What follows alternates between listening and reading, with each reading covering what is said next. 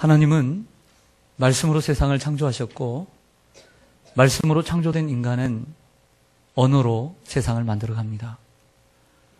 언어의 중요성은 아무리 강조해도 지나침이 없습니다. 이 언어의 힘이 얼마나 강력하다는 것은 우리가 잘 알고 있는 사실입니다. 누군가 나에게 해준 말 한마디로 너무나 기쁘고 즐거워서 벌쩍벌쩍 뛰면서 감동을 받기도 합니다. 반면 무심코 누군가 나에게 던진 말 한마디로 인해서 가슴에 상처가 되어 몇 날 며칠을 낙심과 좌절 속에 보내기도 하는 것이 우리입니다. 내 입에서 나온 말도 별반 다르지 않습니다. 저도 목사이지만 말로 실수할 때가 종종 있습니다. 얼마나 후회스러운지 모릅니다. 돌아보면서 그때 내가 이렇게 말을 할 걸, 이렇게 대답할 걸, 그때 그냥 지나갈 걸, 내가 도리어 반대로 칭찬할 걸, 껄껄껄 하면서 후회스럽고 그리고 부끄러울 때가 많았습니다. 목사로서 성도들의 마음을 헤아리지 못하고 말을 할 때도 있었고, 가정에서는 남편으로서 그리고 아버지로서 아내와 자녀들에게 하지 못할 말을 하고 그리고 바르지 못한 말을 할 때도 있었습니다. 그럴 때마다 이런 생각을 합니다. 내가 이렇게 말을 하는 말쟁이이지만 참 내가 말에 있어서 많이 배워야 되겠구나. 너무나 부족하구나. 한참 배워야 되는구나. 하나님이 기뻐하시는 말을 하지 못할 때가 참 많구나. 이런 생각을 하면서 자신을 돌아볼 때가 많습니다. 야고보서 3장 2절에 보면 만일 말에 실수가 없는 자, 바로 그 사람은 온전한 사람이라고 했습니다. 하지만 이 세상에 말에 실수가 없고 온전한 사람이 몇이나 되겠습니까? 여러분들은 어떻습니까? 이러한 면에서 우리는 모두 언어의 훈련을 받아야만 하는 사람입니다. 언어 훈련, 바로 이것이 오늘 설교의 주제입니다. 저뿐만 아니라 모든 목사님들이 그렇다고 생각합니다. 감히 그렇게 말씀드릴 수 있는 것은 교회 생활을 하면서, 특별히 또 세상에서 살아가면서 우리 그리스도인들에게 있어서 말, 또 교회 안에서 일어나는 많은 문제들 가운데 말이 시작되는 경우들이 많은데, 1년 52주 주일 이 낮예배 설교에서 설교 계획을 세우면서 말에 대한 설교를 꼭 해야 되겠다. 모든 목사님들이 다 그렇게 생각합니다. 저 또한 그렇고요. 말에 대한 설교는 어떻게든지 한 번을 하든지 시리즈 설교로 한 달 정도는 하고 싶다. 라는 게 모든 설교가의 공통된 이러한 생각입니다. 그래서 오늘 언어 훈련이라고 하는 이러한 제목으로 여러분들 앞에 섰습니다.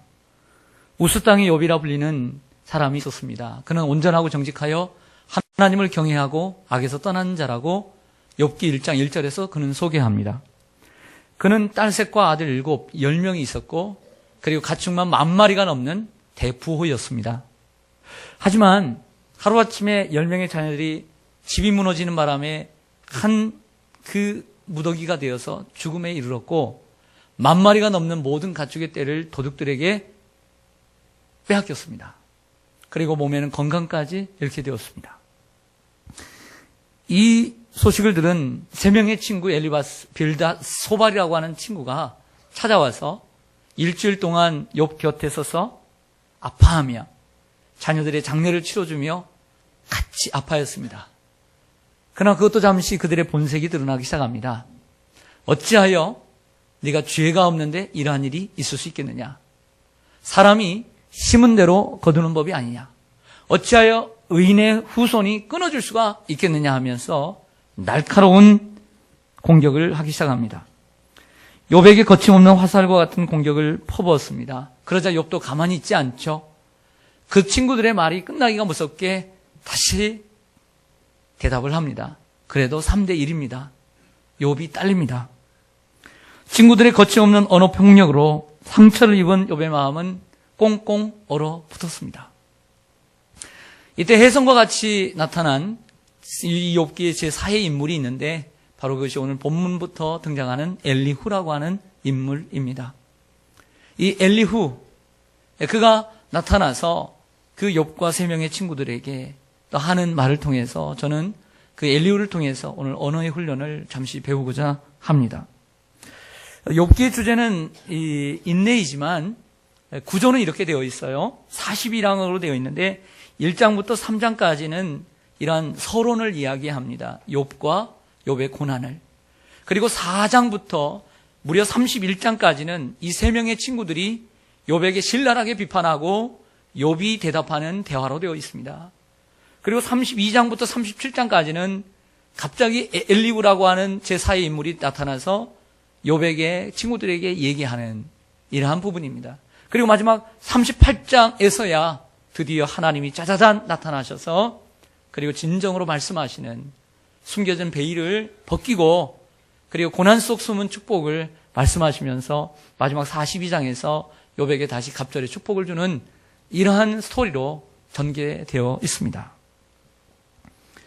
오늘 엘리후를 통해서 우리가 배울 수 있는 언어의 훈련, 그가 어떻게 말을 했는가? 저는 첫째, 가슴의 언어를 사용했다라고 하는 것입니다. 따라하겠습니다. 가슴의 언어. 4절을 보시겠습니다. 4절. 엘리후는 그들의 나이가 자기보다 여러 해 위임으로 욥에게 말하기를 참고 있다가 10절로 가겠습니다. 10절. 그러므로 내가 말하노니 내 말을 들으라. 나도 내 의견을 말하리라. 아멘. 엘리후는 욥과 3명의 친구들의 이 공방전, 이 대화를, 살벌한 대화를 듣고 있었습니다. 무려 4장에서 31장까지의 대화입니다. 욥기를 읽다 보면 알겠지만 얼마나 이들의 대화가 지루한지 모릅니다. 남의 얘기만을 듣고 있다는 것은 참으로 어려운 일입니다. 끼어들고 싶고 말하고 싶고 나도 할 말이 있다고 생각이 듭니다. 하지만 무려 그 많은 장을 참고 기다립니다. 그리고 때가 되었다 생각하고 이제야 입을 여 얘기합니다. 말할 기회가 오기까지 기다렸다가 예의를 갖추어 말합니다. 이것은 바로 엘리후의 인격을 이야기합니다. 욥기 4장에서 31장까지의 대화를 모두 다 듣고 난 후에 따뜻한 가슴으로 말을 시작합니다. 여러분, 말을 잘하는 사람의 특징은 말이 달변인 사람들이 있습니다. 하지만 말을 많이 하고 말을 잘한다고 해서 잘하는 것이 아닙니다. 정말 말을 잘하려고 한다면 우리는 남의 말을 들을 줄 알아야 합니다. 남의 말을 잘 경청하는 사람이야말로 말을 잘할 수 있는 사람인 줄로 믿습니다. 말을 많이 하는 것보다 말을 바르게 하는 것이 필요하고 적절하게 하는 것이 필요합니다. 말을 정말 잘하기를 원한다면 듣는 훈련부터 해야 합니다. 욥기의 주제는 인내입니다. 욥이 고난을 인내했습니다. 그러나 욥 못지않게 엘리후도 인내의 사람이었던 것이죠. 그런데 반대로 욥의 친구들은 급하게 말을 했습니다. 급하게 말할수록 그 말은 어디에서 나올까요? 머리에서 나옵니다. 머리에서 나옵니다. 천천히 말할수록 가슴에서 말이 나옵니다. 머리에서 나오는 언어를 머리의 언어, 이성의 언어라고 얘기합니다.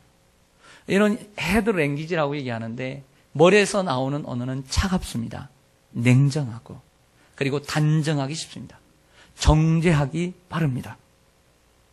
그리고 인격을 무시하는 경향이 많습니다. 생각하지 않고 말하기 때문에 덜 성숙하고 덜 무르익었습니다. 그러나 이 엘리후는 헤드 랭귀지를 사용하지 않고 가슴의 언어를 사용합니다. 머릿속에 생각났던 언어들을 시간을 두고 정리를 합니다. 그리고 거기서 정제를 시킵니다. 그리고 마음속에 꼭 해야 될 말을 마음으로 정리를 하고 따뜻하게 이야기를 시작합니다. 이 가슴의 언어는 상대방의 말을 듣고 그리고 천천히 말을 합니다. 무르익은 셈입니다. 여러분들 밥을 하면 설익은 밥이 있잖아요. 그렇죠? 설익은 밥은 건강한 사람, 청년들이야 그냥 다 소화가 되지만 설익은 밥은 어린아이나 어르신들이 먹으면 탈이 납니다. 금세 체하고요. 그런 분들이 있어요. 약한 분들. 마찬가지로 말이 정제되지 않고 머리에서 나오는 말을 가지고 말을 들을 때는 연약한 사람들은 거기에서 상처를 입게 되는 것이죠. 성숙한 사람은 상관없는데.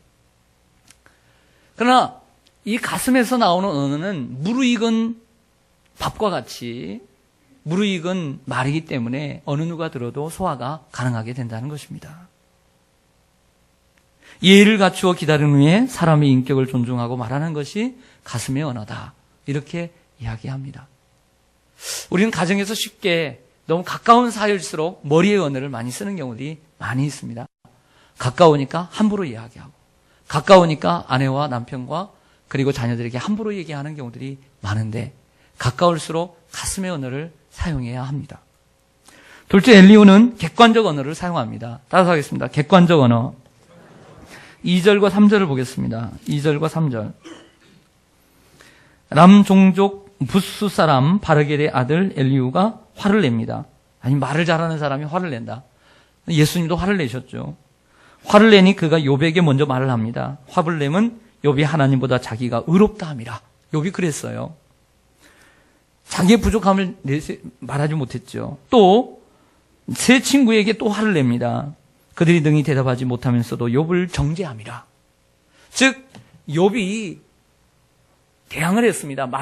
대답을 하자 그 욥의 말에 이 욥의 세 친구들이 대답을 못했다는 것입니다. 그러면서도 무조건 정죄하고자 하는 그러한 모습들을 이야기하는 것이죠. 엘리후는 욥의 편을 들지도 않고 그리고 그 친구들의 편을 들지도 않고 객관적으로 얘기했다라고 하는 것입니다. 그래서 객관적으로 해석하여 공감대를 형성하는 모델을 보여줍니다. 세 친구들의 문제점뿐만 아니라 욥의 문제점까지도 지적하고 객관적으로 얘기합니다. 그렇다고 해서 상대방의 말을 제압하려고 하는 것이 아니라 문제를 해결해 가려고 하는 취지에서 객관적인 언어를 사용합니다. 그런데 우리는 보통 이러한 객관적인 언어를 사용하기보다는 주관적인 언어를 사용하죠. 주관적인 언어라는 것은 쉬운 얘기로 이런 얘기입니다. 가부장적인 아버지가 있습니다. 여러분들은 어떤 분인지 모르겠지만 가부장적인 아버지는 그 자녀가 누구 뜻대로 살기를 원해요? 예, 자기 뜻대로 살기를 원해요. 자기 뜻대로. 자녀의 어떤 성격과 생각대로 사는 것을 허용을 하지 않아요. 무조건 내 뜻대로 있어야, 내 뜻대로 살아야 돼요, 자녀가. 가부장적인 남편은 어떨까요? 그 아내가, 자기 뜻대로 살아야 돼요. 자기 뜻대로. 그래서 자기 손아귀에 넣고 꽉 통치하고 다스리려고 하죠. 내 뜻대로 해야 된다. 이렇게 생각합니다. 자, 더 확실하게 가부장적인 부모의 특징은 말에서 드러납니다. 이런 말을 하는 거죠. 이런 말을 하지 않는 분들, 이렇게 하면 좀 어떨까? 저렇게 하면 좀 어떨까? 이렇게 말하지 않고 이렇게 해, 저렇게 해, 이렇게 지시형으로 얘기하면 가부장적인 남편이요. 그리고 가부장적인 부모라고 할 수가 있습니다. 명령조죠. 그래서 자녀들에게도 이렇게 안 해? 저렇게 안 해? 이렇게 얘기하면 가부장적이 되는 것입니다. 명령조의 말이 많고 머리의 언어를 사용하게 됩니다. 그러다 보니 거칠고 날카롭고 급하게 단정하며 비판과 정죄가 따라오는 경우가 많습니다. 미숙한 사람일수록 주관적이고 성숙한 사람일수록 객관적인 언어를 사용한다. 그래서 우리가 말을 좀 고쳐야 되는 것은 아내와 남편에게 그리고 쉬운 상대인 자녀들에게까지도 이렇게 하면 어떨까라고 얘기해야 되지, 이렇게 해, 저렇게 해, 이렇게 하면 안 돼! 라고 얘기해서는 안 된다는 것이죠. 자녀들이야 부모가 무서우니까 그 자리에서는 어쩔 수 없이 대답하기도 하지만 뒤에 가서는 절대 그 말 듣지 않습니다. 왜냐하면 자기에게 동기부여가 되지 않기 때문이죠. 그러므로 여러분들 우리가 좀 말을 좀 고쳐가기를 소망합니다. 세 번째로 엘리후는 성령의 언어를 사용합니다. 따라서 하겠습니다. 성령의 언어. 8절을 좀 보실까요? 8절 보시면, 그러나 사람의 속에는 뭐가 있어요? 그렇죠. 사람이 육체를 만드시고 흙으로 만드시고 그 코에 생기를 불어넣었죠. 그래서 생명이 되었죠. 전능자의 무엇이, 숨결이 사람에게 무엇을 주었어요? 이거 무슨 얘기냐면 우리는 흙으로 육체로 지음 받을 뿐만 아니라 우리 영이 있어요. 전능자의 숨결이란 루하흐, 하나님의 영, 성령을 가리켜요. 하나님의 성령이 우리의 사람에게 깨달음을 주신다 그런 거예요. 즉 이 말은 전제예요. 하나님께서 나에게 내가 영이 있는데 전능자의 숨결이 나에게 깨달음을 주셨다. 그래서 나는 이 성령의 언어를 당신들에게 나는 이야기하고 싶다. 이런 얘기입니다. 오늘 18절을 좀 보면 더 확실합니다. 18절에 보시면 8절 보셨는데 18절을 보시면 내 속에는 말이 가득합니다. 그런데 내 무엇이 내 영이 나를 압박함이니라. 육이 얘기하는 것이 아니라 영이 압박을 한다고 했습니다. 엘리야는 자기 생각을 말하는 것이 아니라 성령님께서 강권하시는 말을 자신의 입으로 내어 말하고 있다는 뜻이죠. 이것이 바로 새 친구들과의 근본적인 차이점입니다. 여러분, 우리가 하나님을 믿는 사람으로서 말을 또 설교를 할 때에 내 이름으로만, 내 힘으로 말을 유창하게 한다고 해서 은혜를 끼치는 것이 아니라 성령의 은혜가 임해야 할 줄로 믿습니다. 여러분, 우리가 찬송가 195장을 불렀습니다. 기억나십니까? 우리가 자주 불러야 되는 찬송이라고 저는 생각해요. 성령이여 우리 찬송할 때에 진심으로 찬양하게 하소서.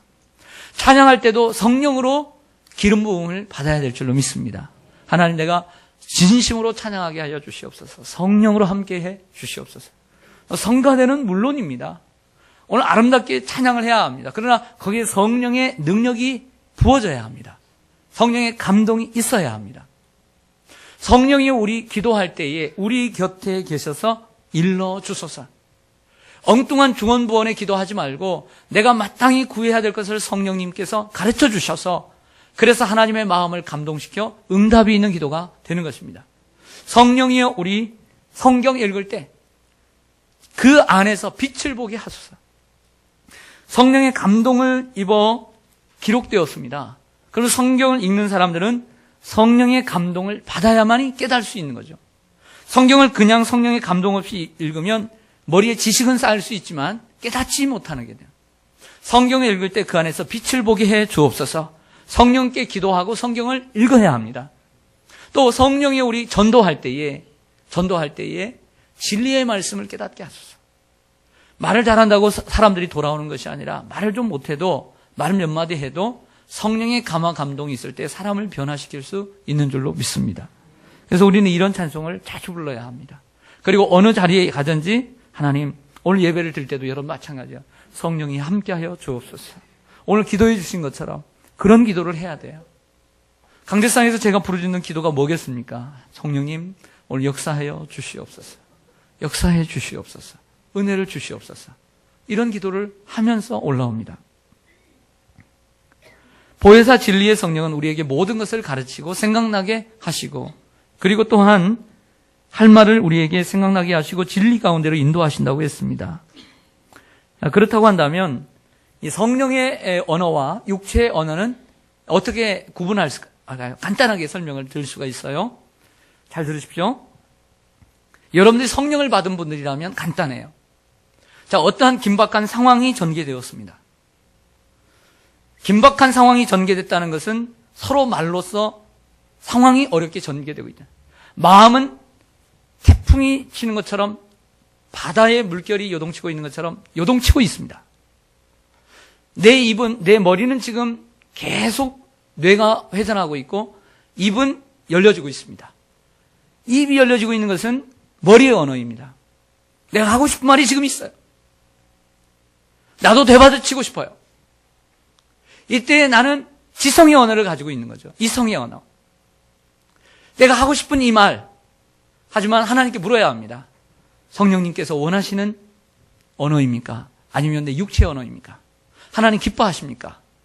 라고 물을 때에 하나님이 기뻐하시고 마음에 기쁨이 있다면 해야 합니다. 하지만 성령님이 원하시지 않아요. 지금 하지 말아라. 그만하지 말아라. 막으시면 참아야 합니다. 참고 하지 않거나 후회해야 합니다. 하지 않아도 해결되고 나중에 하면 잘 해결될 줄로 믿습니다. 이게 성령의 언어입니다. 그리고 육체의 언어의 차이점입니다. 그러면 여러분들 테스트하십시오. 요동치는 어떤 순간이 찾아올 때, 내 머리는 지금 돌고 있고, 그리고 내 입은 열리고 있을 때, 내가 지금 이 말을 해야 될 것인가? 성령님께 물으세요. 그럴 때 성령님께서 그래도 지금은 아니다 라고 하시면 참으세요. 그 나중에 기도해 보세요. 그러나 지금 하기를 원하신다면 하세요. 성령의 언어입니다. 성령의 언어는 다급한 언어가 아닙니다. 지혜로운 언어이고 참는 언어입니다. 넷째로 엘리후는 희망의 언어를 사용합니다. 따라서 하겠습니다. 희망의 언어. 욥기 33장 26절로 가보겠습니다. 다음 장인 욥기 33장 26절입니다. 그는 하나님께 기도함으로, 그는 욥입니다. 욥은 하나님께 기도함으로 하나님이 뭘 베풀어요? 그 욥으로 말미암아 기뻐 외치며 하나님의 얼굴을 보게 하시고 사람에게 그의 공의를 회복시키느니라. 여러분, 욥의 세 친구들은 절망적이었어요. 그러나 이 엘리후는 얘기합니다. 욥의 기도를 하나님이 들으시고 그에게 은혜를 주시고 그의 마음이 기쁠 것이며 하나님의 얼굴을 보게 될 것이며 그리고 하나님의 공의가 나타나 사람들과의 관계를 회복시켜 주실 것이다. 또 그 다음 29절 30절을 보겠습니다. 실로 하나님이 사람에게 이 모든 일을 제삼 행하심은 그들의 영혼을 구덩이에서 이끌어 생명의 빛을 그들에게 비추려 하심이니라. 아멘. 엘리후는 욥에게 인생의 어두운 밤이 지나가면 밝은 새 아침이 온다고 희망을 심어줍니다. 고통의 밤 저 건너편에는 해돋이처럼 새로운 희망이 고개를 들고 있다고 말해줍니다. 고난의 골짜기를 통과하기만 하면 전군과 같은 하나님의 놀라운 축복이 기다리고 있다고 말해줍니다. 욥의 세 친구들은 벌을 주는 말을 했습니다. 그런데 엘리후는 복을 주는 말을 했습니다. 벌을 주는 말과 복을 주는 말은 다릅니다. 가끔씩 우리 한국 사람들이 이런 얘기를 합니다. 끝났어. 배렸어. 이 배렸다는 말을 제가 사전을 찾아보니까 없어요. 버렸다는 말은 있는데 배렸다. 이게 뭔 말인가? 그런데 우리는 많이 사용해요. 그러나 우리가 우리의 생애 가운데 없어져야 되는 이러한 어떤 우리의 입에서 완전히 없애야 되는 말 가운데 바로 이것입니다. 끝났어. 배렸어. 너는 배렸어. 난 이제 끝났어. 배렸어. 그런 말을 하지 않아야 합니다. 아직 끝나지 않았어. 다른 길이 또 있을 거야. 내가 원하는 길로 가지 못하고 돌아가긴 하지만 비록 돌아갈지라도 하나님은 더 좋은 하나님의 손길이 기다리고 있을 거야. 우리는 이런 믿음을 가져야 합니다. 그래서 함부로 내가 일이 풀리지 않아도 함부로 입을 열어 죄를 짓지 말아야 합니다. 이스라엘 백성들이 지그재그로 돌아가니까 함부로 입을 열었다가 하나님께서 그 말을 기억하고 들으셨다 그랬어요. 그래서 우리는 욥처럼 고백할 필요가 있습니다. 내가 알몸으로 나와 알몸으로 주님께로 돌아가올지라. 주신 이도 여호와시요 취하신 이도 여호와시니 여호와께서 영광을 받으시리로다. 이것이 바로 성숙한 성도의 모습인 줄로 믿습니다. 욥기 32장 2절을 좀 볼까요? 다시 2절을 보시면 돌아가서 람 종족 부스 사람 바라겔의 아들 엘리후가 그랬습니다. 엘리후의 아버지 이름은 바라겔입니다. 이 바라겔의 이름의 원래의 뜻은 God bless you. 하나님이 너를 축복하신다. 이런 뜻입니다. 하나님이 너를 축복하신다. 그러면 이 엘리후의 이름의 뜻은 뭐냐면 그 하나님이 바로 너의 하나님이다. 이런 거예요. 하나님이 축복하신다. 그 하나님이 바로 너의 하나님이다. 자, 이 두 개를 합해보면 이렇게 말이 됩니다. 어떻게 나올까요? 나를 축복하신 하나님이 바로 너를 축복하신다. 이렇게 되는 거죠. 아버지와 아들의 말을 딱 더하면, 이름의 뜻을 더하면 나를 축복하신 하나님이 당신을 축복하십니다. 할렐루야. 우리 서로 인사하겠습니다. 나를 축복하신 하나님이 당신을 축복하십니다.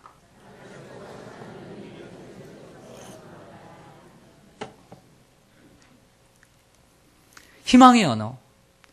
예레미야 29장 11절. 눈물의 손지자지만 남유다가 지금 몰락의 앞에 놓여 있지만 예레미야의 가장 중요한 키워드는 예레미야 29장 11절입니다. 여호와의 말씀이니라. 너희를 향한 나의 생각을 내가 아나니 평안이요 재앙이 아니니라. 너희에게 미래와 희망을 주는 것이니라. 이것이 바로 중요한 메시지예요. 욥기에 나오는 세 명의 친구들도 욥에게 희망의 말을 했어야 합니다. 그러나 더욱 절망이 이르는 말을 하고 말았습니다. 항상 미래적이고 희망적인 말을 하는 여러분들 되기를 소망합니다. 자, 말에 대한 이야기, 말에 대한 설교를 제가 언제 다시 할지 모르겠지만, 자, 기형의 얘기가 나왔으니까 몇 가지만 다 이야기할 수는 없어요. 그렇지만 몇 가지만을 말씀드릴게요. 잠언 15장 23절에 보면 사람은 그 입의 대답으로 말미암아 기쁨을 얻나니 때에 맞는 말이 얼마나 아름다운가. 때에 맞는 말이 얼마나 아름다운가. 이렇게 말씀했고요. 잠언 15장 28절에는 의인의 마음은 대답할 말을 깊이 생각한다. 그러니까 가슴의 언어는 의인이 하는 말이고 악인의 입은 악을 쏟는다. 그랬어요. 그래서 우리가 어리석은 사람은 머리에서 말을 하고, 그래서 지혜로운 사람은 그것을 깊이 생각하여 가슴에서 말을 한다. 그래서 의인이라고 이렇게 얘기합니다. 사람에게는 이 입에서 욕심이 두 가지 욕심이 있대요. 이 입에 무슨 욕심이 있죠? 식욕이 있대요. 식욕. 먹어야 되죠. 두 번째는 수다욕이 있대요. 말하고 싶은 수다욕. 이게 참을 수가 없죠. 하지만 우리는 말을 할 때 무엇을 말해야 될까를 생각해야 됩니다. 무엇을 말할까? 그 다음에 when, 언제 이 말을 할까? 또 생각해야 됩니다. who, 누구에게 이 말을 하는 것이 좋을까? 누구에게? 어떤 사람들이 있을 때 when, 언제, 어떻게, how, 어떻게 말을 할까? 생각해야 됩니다. 또한 컨텍스트도 중요합니다. 어떤 상황에서 말을 해야 할지 심사숙고해야 합니다. 그런데 이런 교육은 대학교에서 가르치지 않다는 거죠. 사람이 많이 배우고 학위를 많이 가지고 있으면 저 사람 말을 참 고상하게 잘할 것 같다. 천만의 말씀. 그렇지 않아요. 보니까 말은 그렇지 않더라고요. 저희 부모님들이나 여러분들의 부모님들 중에 보면 초등학교도 제대로 나오진 않았지만 말에 있어서 무엇을 말해야 하는지, 언제 말해야 하는지, 어떻게 말해야 되는지를 가르쳐주는 아주 좋은 부모님들이 계십니다. 많이 배웠다고 말을 잘하는 게 아니에요. 또한 여러분들에게 드리고 싶은 말은 또한 이 말을 전해야 하는지 전하지 말아야 되는지를 분간하시기를 바랍니다. 이 말을 내가 듣긴 들었어. 본인에게 들었든 삼자에게 들었든, 그런데 입이 간질간질해. 미쳐 죽겠어. 그런데 이 말을 내가 전해야 하는 말인지 전하지 말아야 되는지를 분간해야 돼요. 아무리 말을 하고 싶어도 내가 이 말을 할 때 그 말에 출처가 된 그 사람에게 혹이라도 해가 되고 상처가 되진 않나를 먼저 생각을 해야 돼. 피해가 가지 않을까? 그리고 정작 장본인에게 내가 듣지도 않았는데 곁듣는데 그냥 어깨로 다른 사람에게 제3자에게 들은 얘기인데도 불구하고 그 사람의 얘기처럼 전해서는 안 된다라고 하는 것입니다. 내가 이 말을 옮겼을 때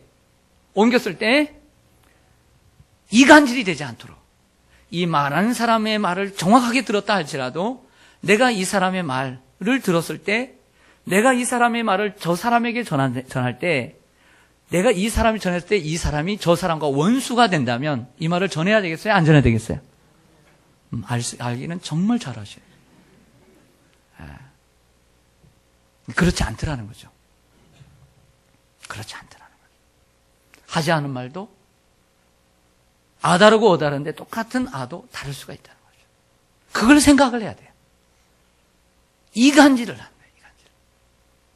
이간질은 좀 더 생각을 해봐야 된다는 거예요. 내가 이 말을 전하면 분명히 이 사람이 저 사람에게 앙숙이 되겠구나. 아니면 얼마나 마음이 상처가 될까. 그런 말을 전해야 되겠습니까? 네? 내가 이 말을 전하면 저 사람이 저 사람과 원수가 되겠구나. 정이 뚝 떨어지겠구나. 이런 말을 전해야 되겠습니까?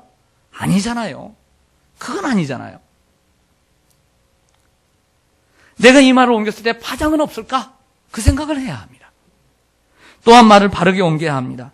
하지도 않는 말을 더해서 해서는 안 됩니다. 또한 짐작해서 하는 말도 조심해야 합니다. 남은 그렇게 말하지도 않았는데 자기 생각으로 판단을 해요. 아, 저 사람의 생각은 이럴 것이다. 입에서는 나오지 않았어요. 근데 마치 입에서 나온 것처럼 상대방에게 말을 해요. 그러면 안 돼요. 그리고 시간이 되었으니까 끝으로 제가 여러분들에게 꼭 하고 싶은 이야기가 있습니다. 뭐 여러 가지 말에 대한 이야기는 너무 많아요. 그래서 우리 인생의 지혜를 말하고 있는 잠언서 31장의 대부분은 절반은 말이에요. 절반은 말이에요. 제가 한 가지 여러분들에게 또 교회의 목사로서 여러분들에게 전하고 싶은 이야기가 있습니다. 그것은 공동체 속에서, 소그룹 속에서, 중그룹 속에서 말입니다. 어떤 사람의 말은 공동체를 파괴하고 분위기를 이상하게 만드는 경우가 있습니다. 예를 들겠습니다.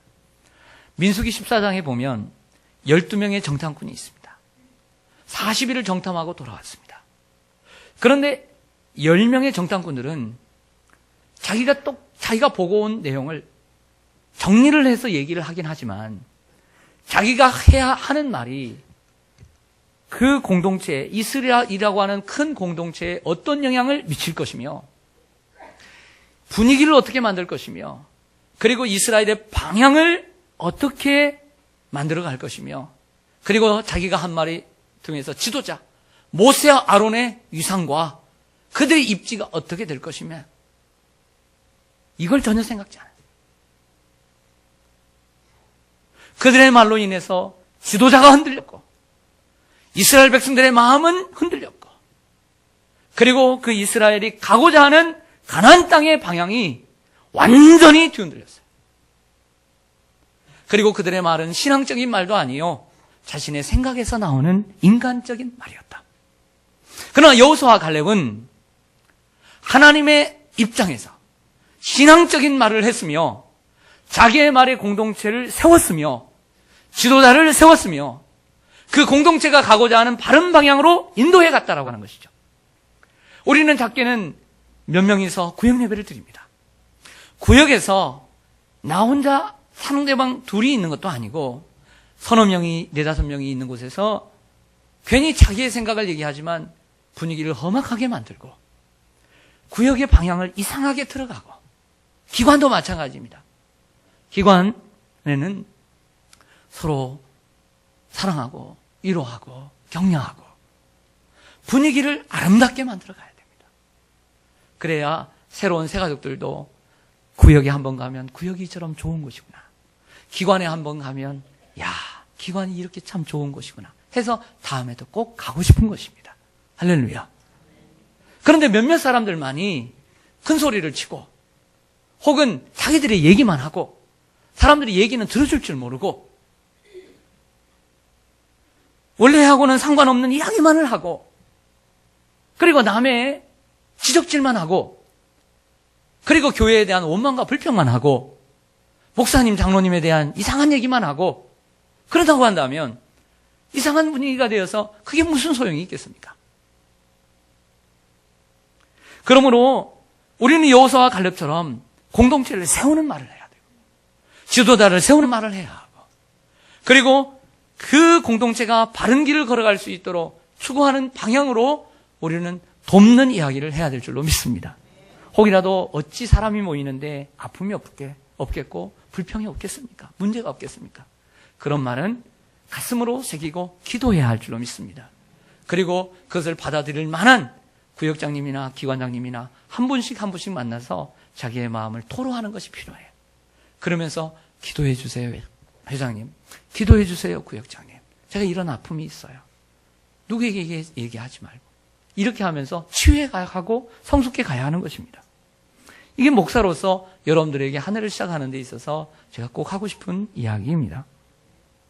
행복한 분위기, 따뜻한 분위기, 은혜로운 분위기를 만들어 가시기를 바랍니다. 그 사람이 바로 화평케 하는 자. 화평케 하는 자는 복이 있나니 저들이 하나님의 아들이라 일컬음을 받을 것입니다. 말씀 마치겠습니다. 욥기에 나오는 오늘 32장부터 37장까지 나오는 엘리후의 모습은 사실 예수님의 모형이에요. 예수님이죠. 예수님은 이 땅에서 가슴의 언어, 그리고 성령의 언어, 그리고 희망의 언어를 사용하셨습니다. 바리새인들과 서기관들은 지식적으로 교리적으로 아는 것들이 많았고 성경을 달달 외웠지만 그들의 말에는 권위가 없었습니다. 그러나 예수님의 말씀에는 언제나 성령의 감화와 감동이 흘러넘쳤습니다. 지친 영혼과 상처받은 마음을 어루만져 주셨고 보듬어 싸매어 주셨습니다. 그곳에는 치유와 회복이 따라왔고 그 죄의 문제를 해결해 주심으로 자유와 해방을 맛보게 되었습니다. 우리도 예수님처럼 그리고 엘리후처럼 이러한 가슴의 언어로, 성령의 언어로, 그리고 우리가 이러한 희망의 언어로 가정과 교회와 또 세상을 또 사람을 세워가는 우리가 되기를 간절히 소망합니다. 아멘. 기도하겠습니다.